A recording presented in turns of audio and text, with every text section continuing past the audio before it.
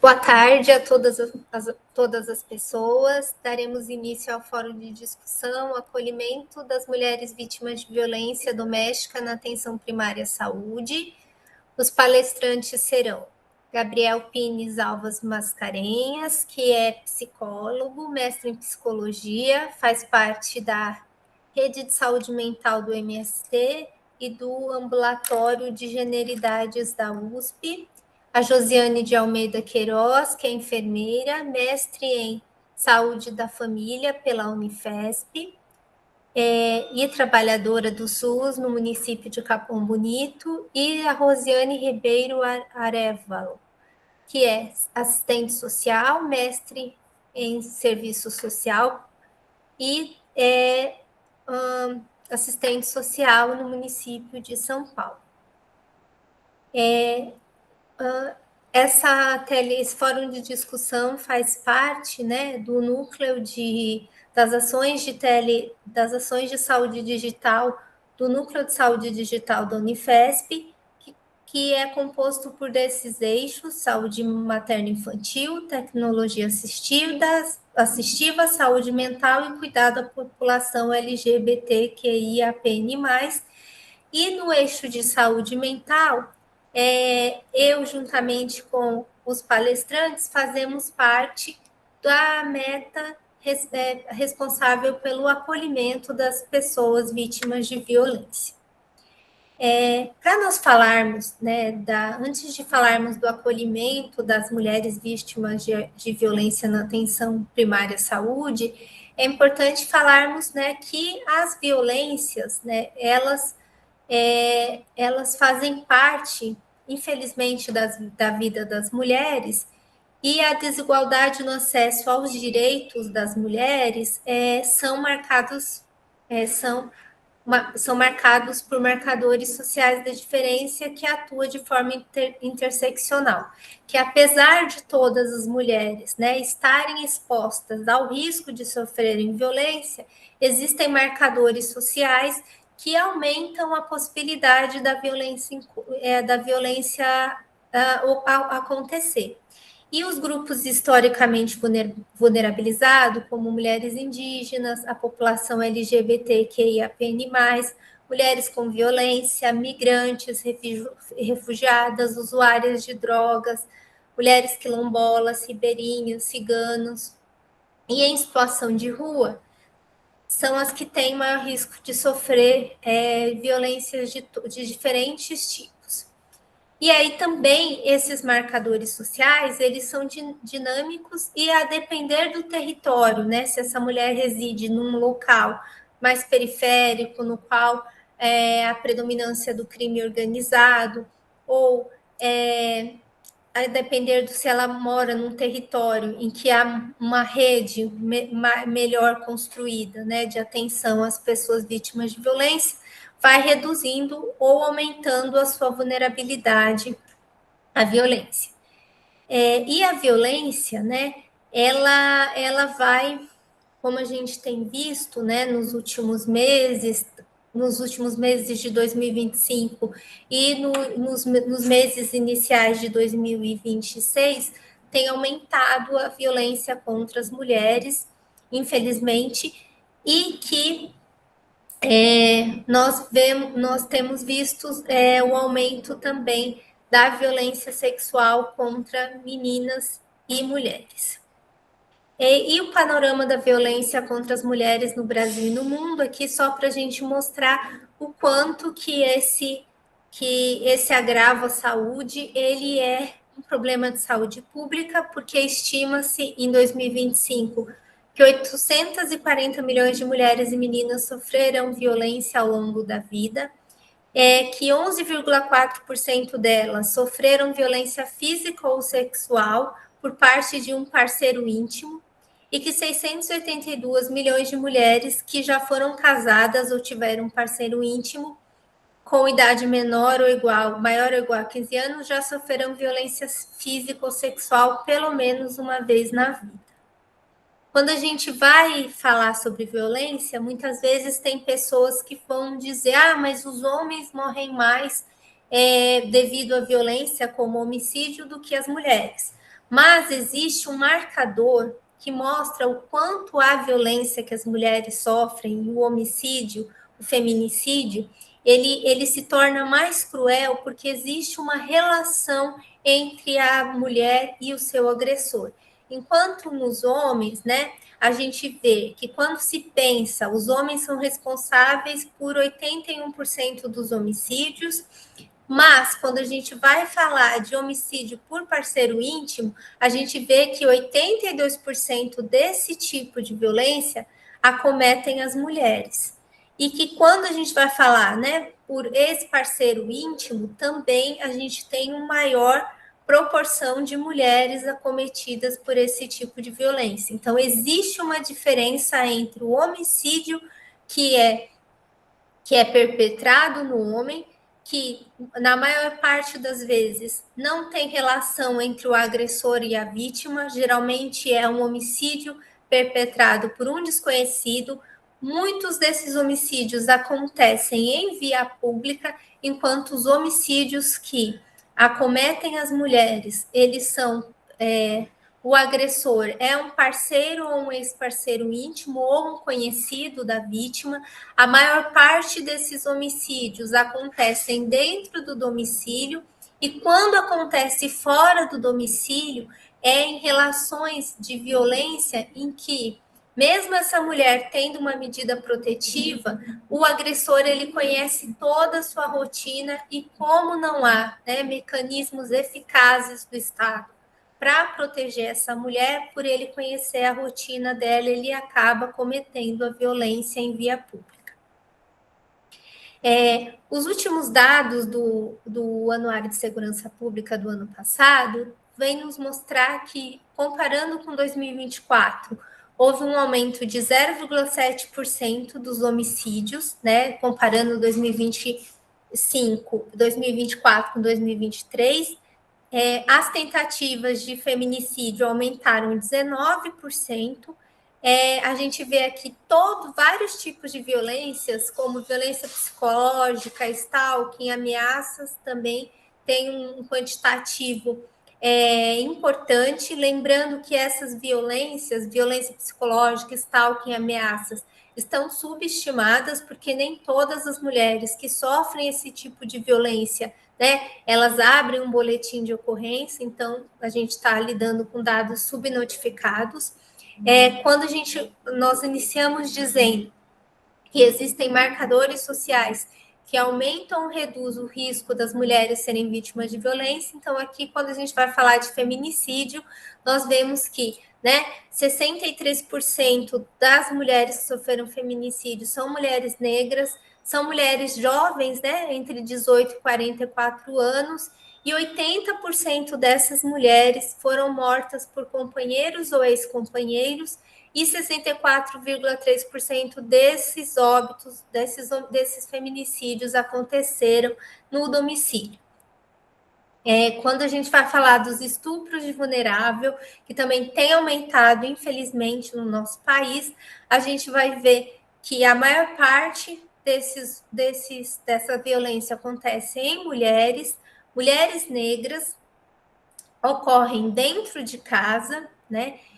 São os autores, a gente vê aqui, né, que mais de 65% são familiares, parceiros ou ex-parceiros, e as principais vítimas são crianças entre 10 e 13 anos, né? E aí nos chama atenção, né, o fato que nós tivemos, né, nas últimas semanas, uma decisão judicial que reconhecia a relação entre uma menina de 13 anos, de 12 anos, e um adulto de 35 anos. Então, a gente vê que a nossa sociedade, a justiça, muitas vezes legitima esse tipo de violência, o que é assustador, porque essas crianças de 10 a 13 anos já são as principais vítimas, e se a gente tiver o judiciário legitimando, né, relações entre crianças e adultos, a essa situação de violência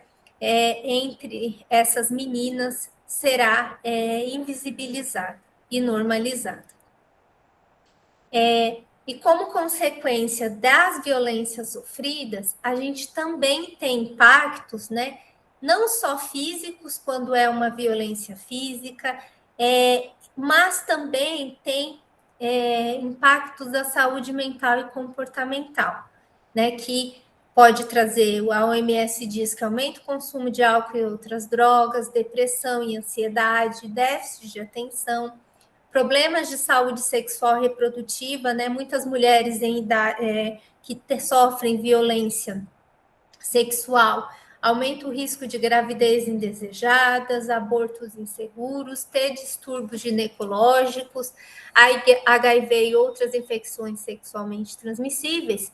E como muita gente não pode pensar como consequência, né, de exposição continuada à violência, existe um aumento das doenças crônicas. Então, é por isso, né, e sintomas, né, crônicos como cefaleia, distúrbios gastrointestinais, distúrbios cardiovasculares. Por isso que muitas vezes um sinal dessas mulheres que sofrem violências é ela ser hiperusuária dos serviços de saúde, que é algo que a Josiane vai nos apresentar a seguir. Então, agora, né, quem vai continuar essa discussão sobre a importância da atenção primária à saúde no acolhimento das mulheres vítimas de violência é a Josiane, como eu já apresentei. Josiane, você pode fazer a sua apresentação. Muito obrigada. Boa tarde, obrigada, Karina, obrigada, meus colegas aí pela parceria. Acho que a gente pode pôr no modo apresentação. Bom, a atenção primária à saúde é o principal ponto de identificação e acolhimento de mulheres em situação de violência doméstica, por sua proximidade com o território e vínculo longitudinal.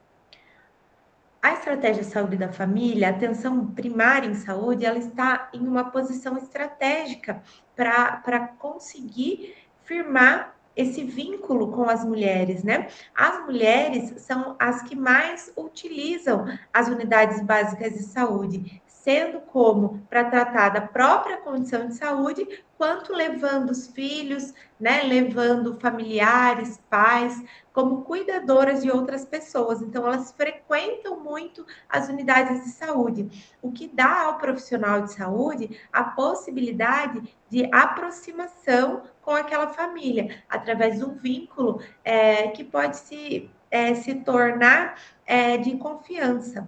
O conhecimento do contexto social das usuárias permite reconhecer situações de violência frequentemente silenciadas e invisibilizadas. Então, a estratégia de saúde da família, como ela está localizada geralmente no território onde aquela mulher vive, é mais fácil para essa equipe conseguir cuidar dessa mulher como um ser biopsicossocial dentro de uma realidade ali de onde ela reside.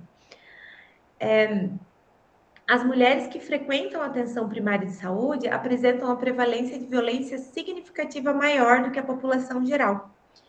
54,8% das usuárias já sofreram violência física ou sexual.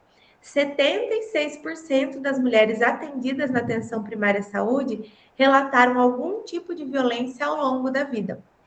E, em termos práticos, uma em cada duas mulheres atendidas vivencia ou já vivenciou violência física ou sexual, e 3 em cada 4 já sofreram algum tipo de violência. Pode passar.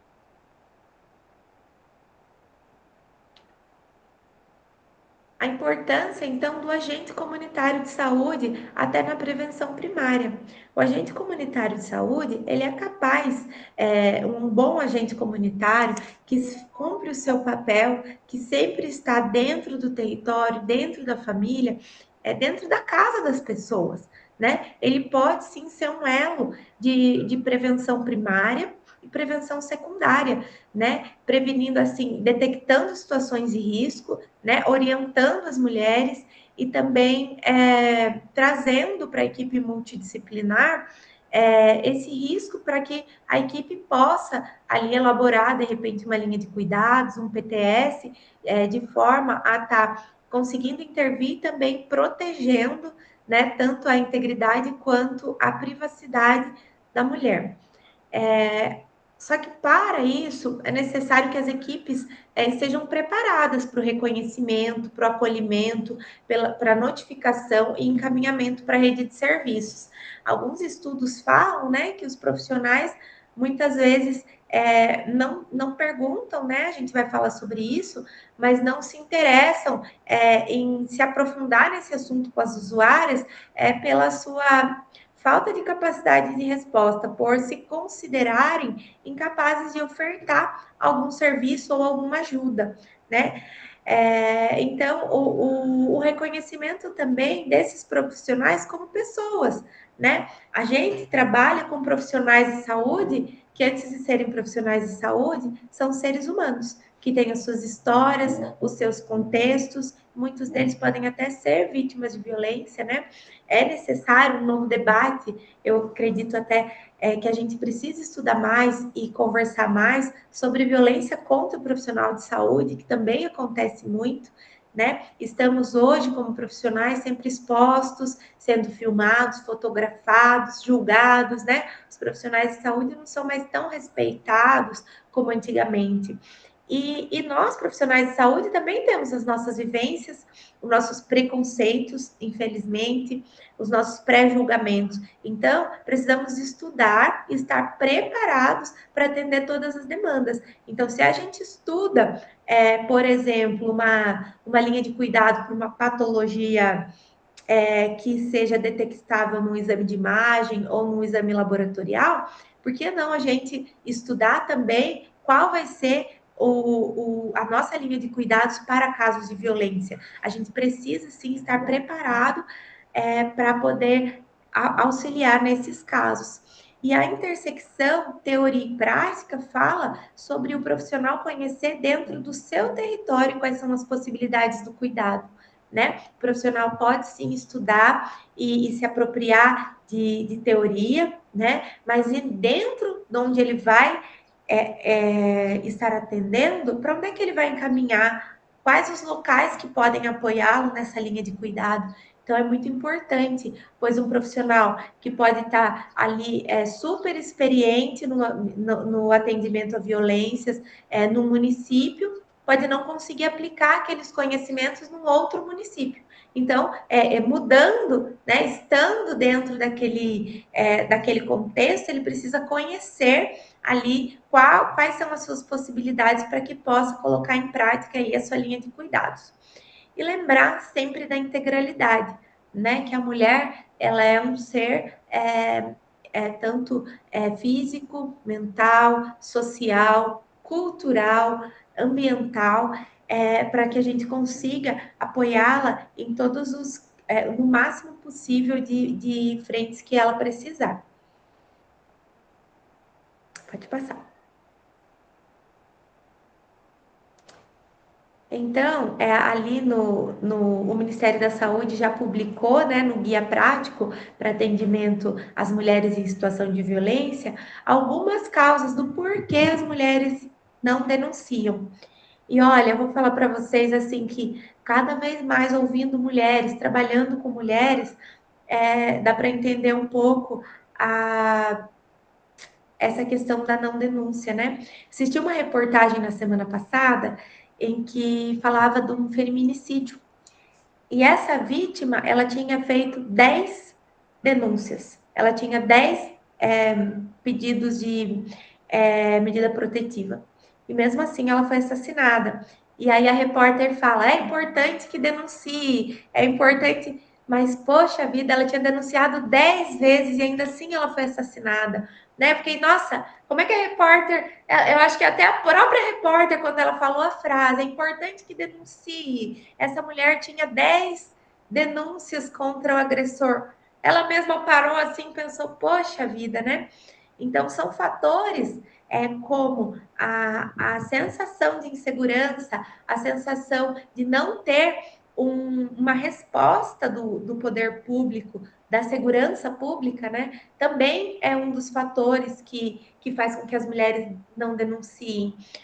Outra questão é o sentimento de culpa, né? O medo de ser se sentir responsável pela violência, né, pela segurança pessoal dela e dos filhos, né? Então, muitas vezes a mulher ela prefere colocar panos quentes e ali tentando conviver da melhor forma possível com aquele agressor para que ele não se sinta provocado e não tenha ali a fase pior do ciclo da violência, que é a explosão violenta mesmo. Então, quando as mulheres também tiveram más experiências no passado, quando se sentiu julgada, né? Às vezes também a mulher espera que o autor da violência mude, que ele vá se redimir, né? Ela quer proteger o companheiro, não quer que o companheiro seja preso, né? Que o pai dos seus filhos, a gente escuta muito, não quero que o pai dos meus filhos seja presidiário, né? Quer proteger o companheiro também por razão de dependência econômica ou afetiva, se ele for preso, como é que vai ser? Como é que eu vou tocar, né? Tem medo de perder a guarda dos filhos e o autor da violência a acompanha ao serviço, não deixa só com os profissionais. Então, isso é muito fácil de sentir quando a gente está em consulta e a gente se dirige à mulher, até no pré-natal, né? A gente se dirige à mulher e quem responde é o companheiro, então não deixa ela falar. Isso também são fatores aí de dificuldade de estar denunciando. Pode passar. E por que os profissionais não perguntam, né? Como eu falei, a gente também tem que ver os profissionais como pessoas, né? Não só como diplomas, mas também como pessoas, que às vezes as pessoas também têm aí alguma questão. Acreditam que a violência doméstica é um problema social ou legal, mas não um problema de saúde pública. Não sabem o que fazer se a mulher lhes contar sobre a sua experiência. Acreditam que as mulheres merecem o abuso ou gostam de ser agredidas, já que, né, escolhem ficar com o agressor. Como eu falei, né, às vezes a mulher ela escolhe mesmo ficar, manter aquele relacionamento pela sensação de que não adianta ela falar, né? E são muito julgadas por isso. Acreditam que a violência é um problema pessoal e privado, e os profissionais de saúde não têm direito de se intrometer nesse tipo de assunto. Podem também pensar que as mulheres podem se sentir ofendidas se forem perguntadas sobre violência. A violência doméstica não acontece entre mulheres ou profissionais com maior poder aquisitivo, e a pressão para atender muitas pessoas por turno não lhes permite mencionar a violência. Então, é uma verdade também, né? A gente sabe que um atendimento para uma queixa física é muito mais rápido do que para uma queixa de violência, né? Que demanda o preenchimento da ficha de notificação, os encaminhamentos, a escuta atenta, deixar a mulher falar, né? E às vezes o profissional de saúde não está com aquele tempo naquele momento. Mesmo que a gente estude, né, a gestão do tempo da consulta, que a gente tem que, muitas vezes, ali com 30 pessoas na porta esperando, pressionando ali pelo atendimento, o profissional de saúde prefere não entrar nesse assunto, que é para ele agilizar ali aquele atendimento. Os próprios profissionais estão ou estiveram envolvidos em situação de violência doméstica, ou conhecem casos com seus familiares que dificulta a ação. Podem conhecer pessoalmente o autor da violência ou membros de sua família e assim se sentirem constrangidos com dilemas éticos em abordar o tema. Temem por sua segurança física ao se envolverem na situação. Então, são porque, né, esses profissionais não perguntam. Pode passar.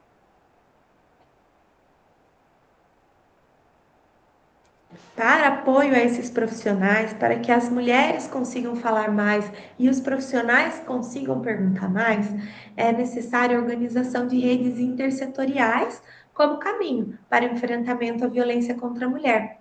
A gente entende rede, né, como um emaranhado de relações, onde cada nó está interligado a outros por diferentes tipos de vínculo, estruturados por vínculos entre indivíduos, grupos e organizações, construídas ao longo do tempo, estando em constante mudança, interação e transformação. MERT define redes como redes vivas, como um modo de produção das conexões de indivíduos, ato de encontro entre profissionais e usuários, para discutir as necessidades de saúde, são circunstanciais, se montam e se desmontam, se tornam mais estáveis e podem variar sua estabilidade em seus componentes ao longo do tempo. Ou seja, as redes elas mudam conforme as situações mudam, conforme os territórios mudam. Então, uma rede que funciona aqui pode não funcionar ali e ela vai sempre flutuando e se adaptando conforme as pessoas se entrelaçam ou não. E a formação das redes aproximam os profissionais do território, que também é vivo, possibilitando a abordagem mais integrada e o atendimento mais humanizado. Pode passar. Eu passo a palavra, então, para o meu colega, o psicólogo Gabriel Pini Mascarenhas, né, que é mestre em psicologia, e conforme a professora Karina já apresentou, atua no ambulatório de generalidades da USP e na rede de saúde mental do MST, e é muito gostoso escutar o Gabriel, muito bom, obrigada, e eu passo a palavra. Olá, pessoal, obrigado, Josiane. Foi meio bom de escutar. Bom, primeiro, boa tarde, né, para todo mundo. Obrigado, né, obrigado aqui pela equipe, pessoal que está assistindo também.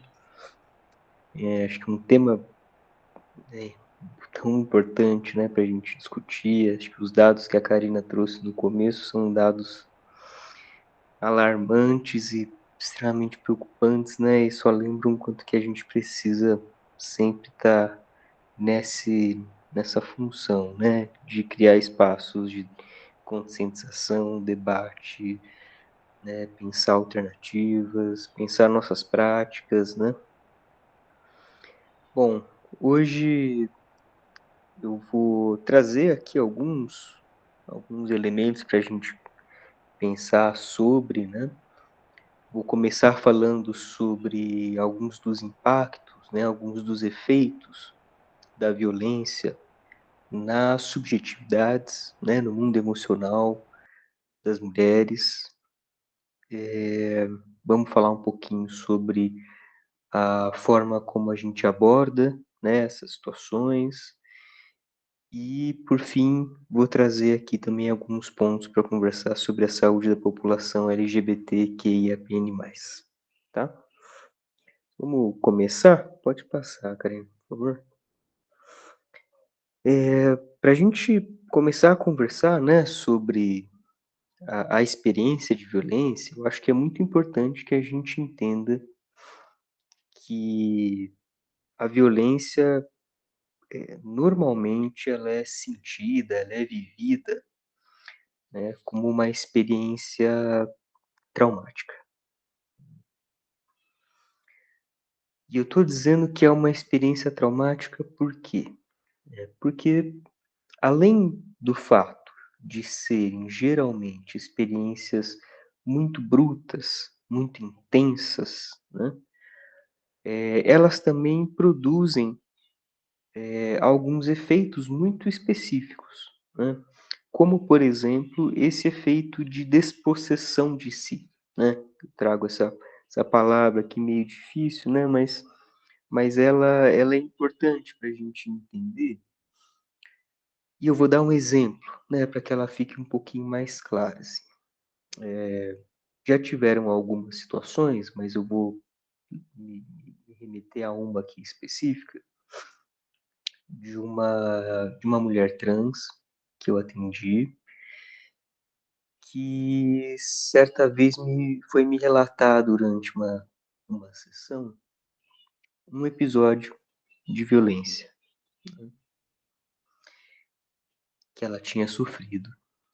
E uma das coisas que ela me disse, e que foi muito marcante, foi que durante, né, o episódio, durante aquela situação, a única coisa que ela conseguia pensar, a única coisa que ela conseguia fazer era torcer para que aquele homem parasse de bater nela, para que ele se cansasse, para que ele ficasse satisfeito com o que ele já tinha feito e que não continuasse a violentá-la. Quando ela me diz isso, ela está me dizendo exatamente desse efeito, né? Esse efeito de despossessão, como quem diz, eu naquele momento, assim, eu não comandava, né? Eu não comandava o meu corpo, eu não comandava a situação, eu não conseguia agir, eu não conseguia reagir, eu não conseguia me proteger. A única coisa que eu conseguia fazer era torcer para acabar. E isso é muito duro, né? É uma situação de impotência tão bruta, né? Tão esmagadora, que produz, né? Ela é um dos traços, né? Que vão levar a gente a pensar justamente na experiência traumática, né? O trauma, ele também se traduz como uma sina, né? Poxa, como uma sina, né? Eu tô aqui falando, né?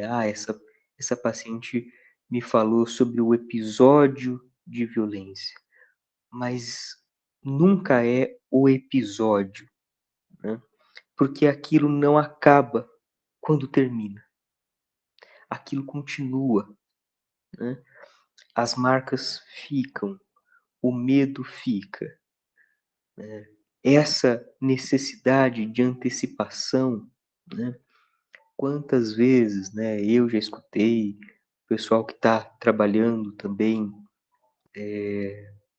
nesse núcleo provavelmente já deve ter escutado, de mulheres dizendo: nossa, em casa, antes do meu marido chegar, eu tenho que deixar tudo arrumado, né? Eu tenho que deixar tudo do jeito que ele gosta. Eu já deixo a comida pronta, eu já deixo o prato feito, e eu tenho só que torcer para que ele não esteja num mau dia, né?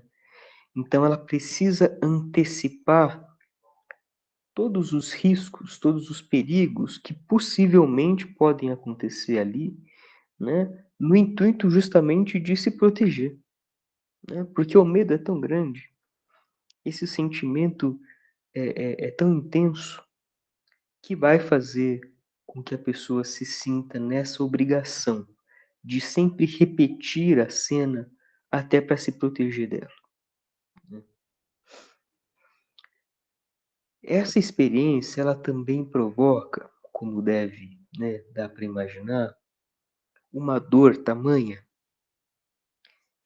uma ferida tão grande, a ponto de ser muito difícil falar sobre ela. Então, muitas vezes, a pessoa, né, ou essas mulheres, elas não é que elas não falam porque elas, só é só uma questão de julgamento. Não, às vezes é difícil até pôr em palavras o que está acontecendo, de tão intenso que é, né? E isso vai fazendo também com que, justamente por não falar, justamente por não conseguir compartilhar o sentimento, isso vai produzindo nela um recolhimento. Ela vai se voltando para dentro, vai se voltando. E aí, inevitavelmente, ela se isola, né? Porque se não dá para conversar sobre isso, é como se ela precisasse dar conta sozinha, né, daquela dor toda que vive. Também é muito comum a gente encontrar, perceber sentimentos de culpa e de vergonha, né? É muito comum a gente escutar mulheres dizendo: poxa, como que eu não vi? Poxa, por que que eu escolhi ele, né? Poxa, eu devia ter feito alguma coisa antes, né? Olha a situação que eu coloquei meus filhos, né? Esse sentimento ele é muito intenso também.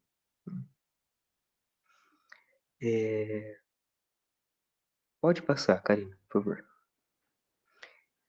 Eu tô aqui, né, levantando esses efeitos, e eu penso que uma das coisas que eu sempre sempre digo assim, né, em todas as conversas sobre as situações de violência, é que nós, profissionais, né, que estamos trabalhando, que a gente possa entender principalmente uma coisa: todas as vezes que uma mulher chega até nós para contar, para relatar o que aconteceu, a gente precisa entender que isso não se trata de um episódio isolado, então a gente dá menos relevância.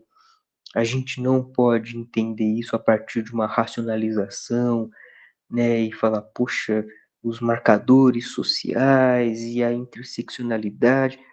Não, ali no contato é importantíssimo que a gente entenda que esse relato é um relato de vida. Essa mulher está contando a história da vida dela, né? Um elemento da história da vida dela. E é muito importante que a gente saiba isso, né? Que a gente tenha isso bem construído dentro da gente, porque isso vai mudar completamente a forma como a gente aborda, né, essa mulher e a situação que ela vive. Eu vou, nesses próximos slides, usar um guia que o Ministério da Saúde elaborou, né, esse guia prático para o atendimento a mulheres em situação de violência doméstica na atenção primária. Leiam esse guia, um guia muito bom, assim, muito importante, muito bem escrito.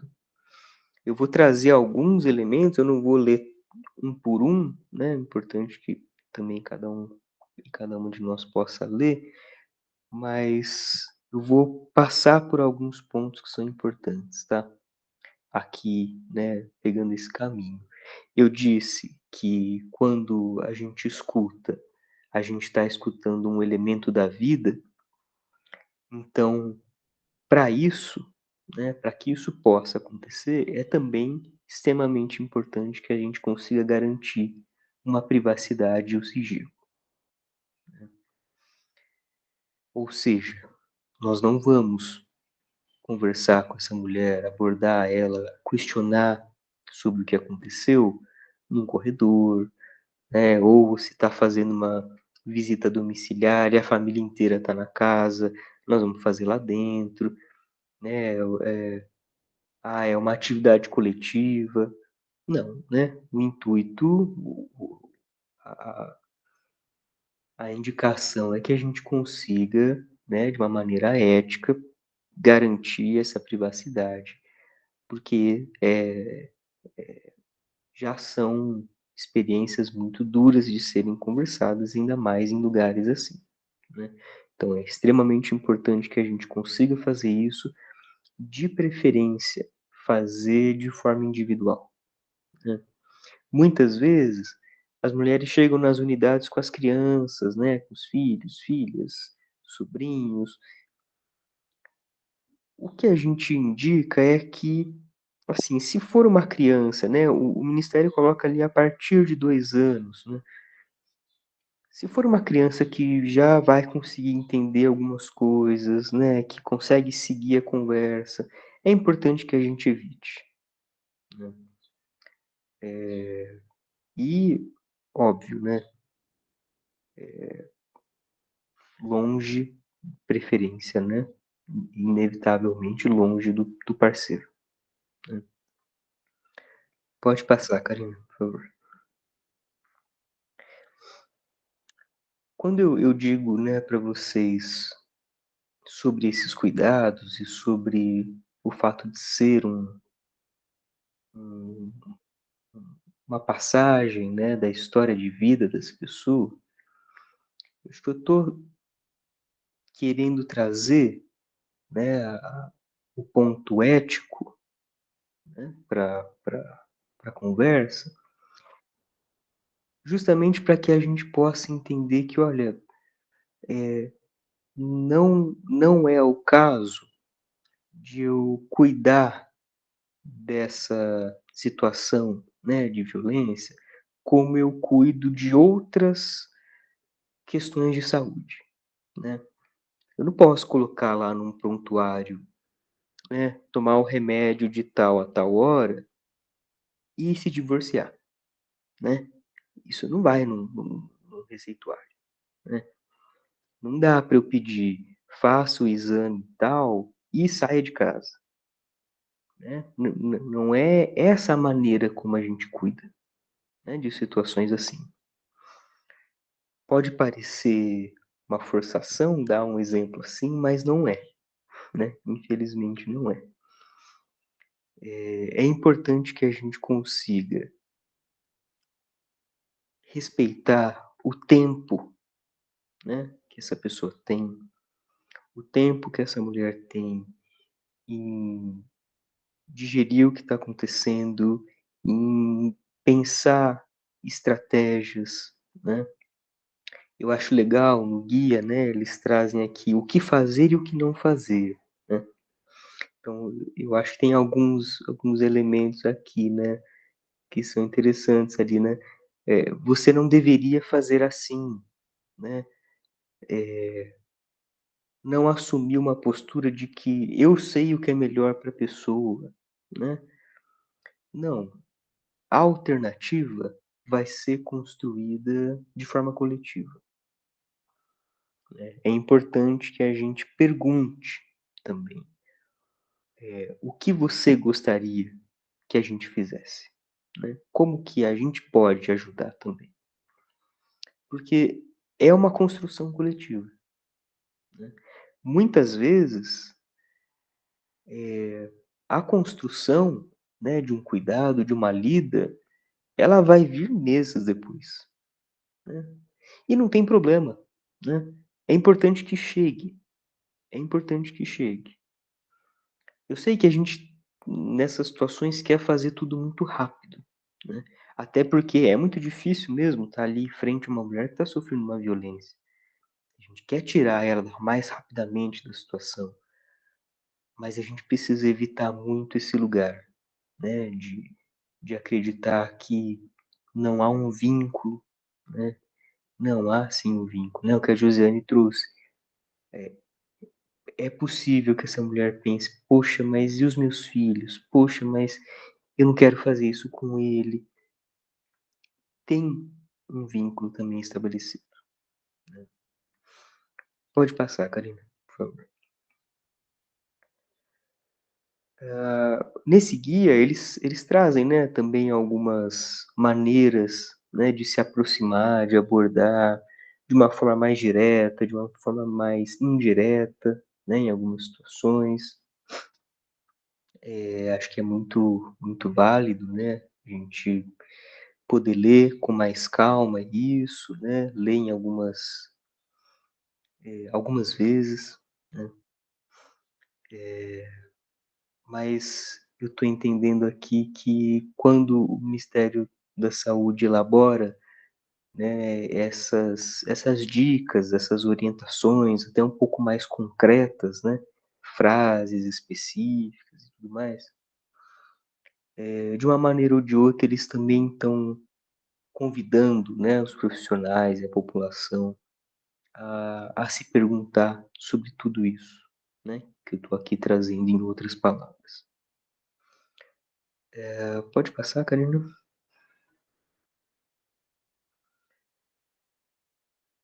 Tem, né, aqui, né, eles fazem mais um esqueminha, né, trazem alguns esquemas, dá para perceber, né, alguns esquemas diferentes, assim.